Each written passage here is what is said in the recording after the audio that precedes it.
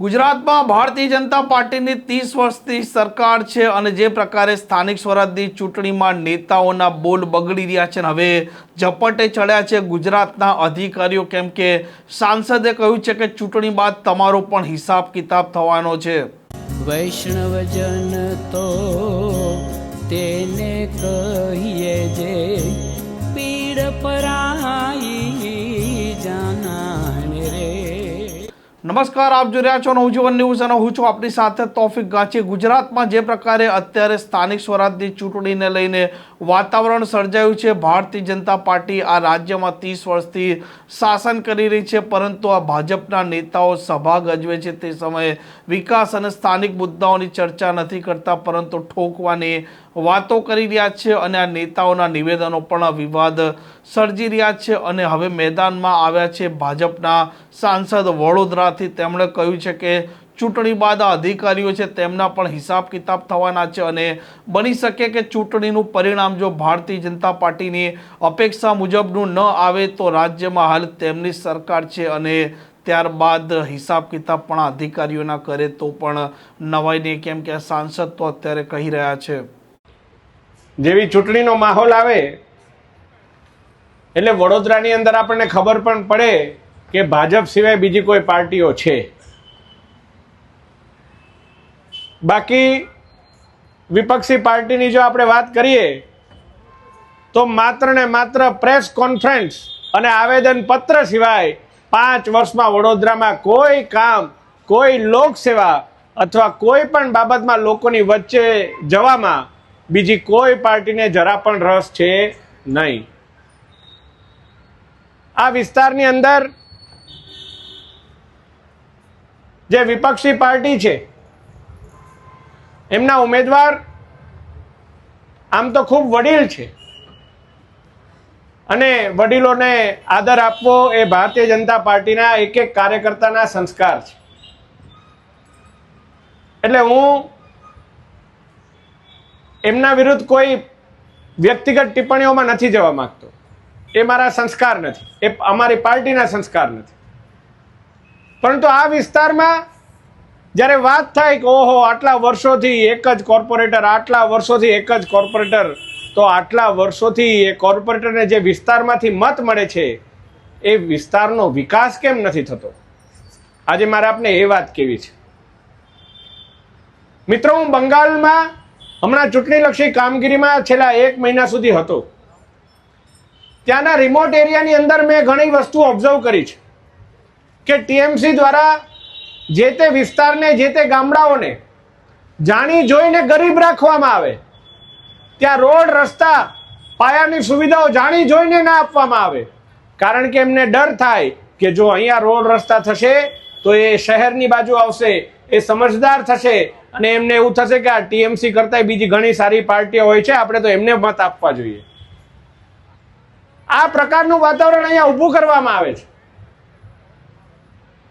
અને ચૂંટણી પછી એક વાત પણ મારે કહેવી છે આ મંચ પરથી કે અમુક છૂટક અધિકારીઓ પણ આ ભ્રષ્ટાચારી જે આ વિસ્તારના જે કોર્પોરેટરો છે, ખાસ કરીને વિપક્ષી પાર્ટીના એક કોર્પોરેટર, એમને સહયોગ આપે છે અને કૃત્રિમ સમસ્યા વોર્ડની અંદર ઊભી કરવામાં આવે છે। નવા પ્રકારનું પોલિટિક્સ શરૂ થાય વોર્ડ નંબર 16માં। કયું પોલિટિક્સ? તો કે પાણી પોલિટિક્સ। અચાનક જ અધિકારી ગાયબ થઈ જાય પાણી બંધ કરીને, અને પછી પાણી મળે નહીં। કોર્પોરેટરો, બીજેપીના કોર્પોરેટરો બધા લોકો એને શોધે, કहीं ગયા। જ્યાં સુધી એક વ્યક્તિ આવે ને વિસ્તારમાં જેણે ઓલરેડી અધિકારી સાથે સેટિંગ કર્યું હોય, એમને ફોન કરે, ભાઈ કેમ પાણી નથી આવતું, પાણી મારે જોઈએ, આમ જોઈએ, તેમ જોઈએ। અધિકારી અચાનક જ પેલા જીનમાંથી ચિરાગ નીકળે એની જેમ પ્રગટ થાય, પાણી શરૂ કરે અને પછી વિસ્તારના ભોળા લોકોને ભરમાવવામાં આવે, ઓહો જુઓ એક જ ચાલે, આમનું કામ બોલે નહીં, સેટિંગ બોલે। આ અમુક નાના અધિકારીઓ સાથે આવા રૂપિયાથી સેટિંગ કરીને કૃત્રિમ પ્રશ્નો ઊભા કરી અને ભારતીય જનતા પાર્ટીની શાસનનું તમે નામ ખરાબ કરો છો। હું આ મંચ ઉપરથી અધિકારીઓને પણ કહેવાનો છું કે આવા પ્રકારનું કૃત્ય કરશો તો એક સાથે તમારો પણ હિસાબ થવાનો છે। લોકોને હેરાનગતિ કરવાનું બંધ કરો અને ચૂંટણી માટે થઈને લોકોને હેરાન કરીને ખાલી પ્રોપોગેન્ડા ચડાવવા માટે થઈને તમે ખાલી તમારા અધિકારી આલમનું નામ નથી ખરાબ કરતા, ભારતીય જનતા પાર્ટીના શાસનનું નામ ખરાબ કરો છો. આ વાત કાન ખોલીને આજે બધા સાંભળી લે. અને વડોદરાની વિકાસ પ્રેમી જનતા નાના મોટા પ્રશ્નોના કારણે ઘણીવાર એમને બિચારાને મન દુઃખ થઈ ગયા હોય અને એમને તો ખબર ના હોય કે આ વિપક્ષી કોર્પોરેટરે નાના અધિકારી સાથે સેટિંગ કર્યું છે આવું બધું, કે પાણીના વાલ બંધ કરી જાય ને આવે એટલે પ્રગટ થઈ જાય અને એમને એવું થાય કે ઓહો આમણે જ અમારું કામ કર્યું છે. પરંતુ હવે વડોદરાની આ જનતા, વોર્ડ નંબર 16 ની જનતા આ પ્રકારના કોઈ ભ્રમમાં આવવાની નથી.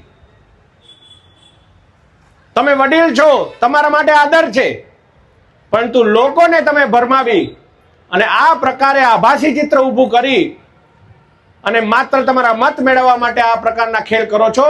તમને અહીંયા પણ જો મત મળી પણ જશે ને, ઉપર તમને ભગવાન માફ નહીં કરે. ભગવાન માફ નહીં કરે. ભગવાન કેમ માફ નહીં કરે? કારણ કે આવા પાણીના વાલ બંધ કરીને તમે મત તો મેળવી લો છો, પરંતુ વિસ્તારની જનતાને ફરી એકવાર 5 વર્ષ સુધી બ્રેક લગાવી એમનો વિકાસ કઈ રીતે અટકી જાય અને કઈ રીતે 5 વર્ષ પછી ફરી એ જ વિકાસ અટકી ગયો એનો નારો લગાવીને ફરી કઈ રીતે અમે સત્તામાં આવી જાય. હવે બસ કરો. હવે તો જનતાની હાય લાગશે તમને. જે લોકો બીમાર પડે છે એ લોકોની હાય લાગશે. એટલે આજે મારે અંતે એટલું જ કહેવું છે, યુવાનો અહીંયા છે અને યુવાનો જાગૃત હોય છે.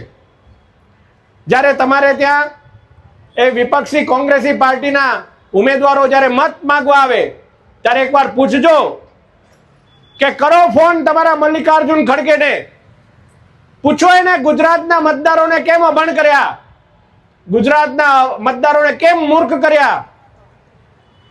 અને આ પ્રકારે ગુજરાતના મતદારોને અભણ ને મૂર્ખ એ તો ખાલી કે છે, અમુક લોકો તો સમજે પણ છે અને આવા પ્રકારના કૃત્રિમ સમસ્યા ઊભી કરીને મત પણ માંગી લે છે. હવે તમે વિચાર કરો કે આવા આભાસી ચિત્ર ઊભા થાય અને આપણે એમને મત આપી દઈએ તો મલ્લિકાર્જુન ખડગે જે કે છે એ સાચું પડે કે ના પડે? એકવાર જોરથી જવાબ આપો. સાચું પડે કે ના પડે? પડે કે ના પડે? તો આવા લોકોને મત આપવા જોઈએ આપણે? આવા ખોટા પ્રકારના સમસ્યા ઊભી કરી અને છેલ્લા 30 વર્ષથી આપણા વિસ્તારનો વિકાસ જેમને અટકાવી દીધો એમને ફરી લાવવા જોઈએ. આમ હવે જોઈએ કે ચૂંટણી બાદ કોના હિસાબ કિતાબ થાય છે, કયા અધિકારીઓના હિસાબ કિતાબ થાય છે. અને વિપક્ષ તો વારંવાર પોલીસના દુરુપયોગ પર આરોપ લગાવી રહ્યું છે. તો શું પોલીસના હિસાબ કિતાબ થવાના છે કે અન્ય વહીવટી તંત્રના અધિકારીઓના, તે તો હવે આવનારો સમય જ બતાવશે. આ પ્રકારના સમાચાર માટે નવજીવન ન્યૂઝ ચેનલ સાથે જોડાયેલા રહો. નમસ્કાર.